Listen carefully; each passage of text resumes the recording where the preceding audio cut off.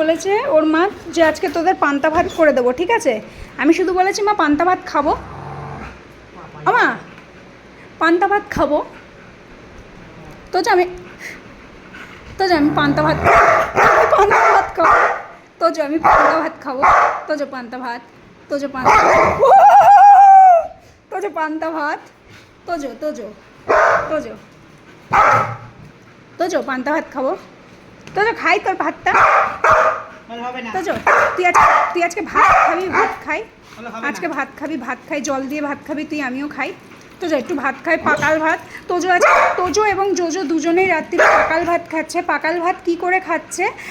ভাত দিয়েছে, মাছ দিয়েছে, দই দিয়েছে, জল দিয়েছে, চলো পাকাল ভাত, কিন্তু গরম ভাত, গরম বলেই তো জলটা দিয়েছি। আমি একটু পাকাল ভাত খাবো, তোজোর পাকাল ভাত, তোজো দিবি, তোজো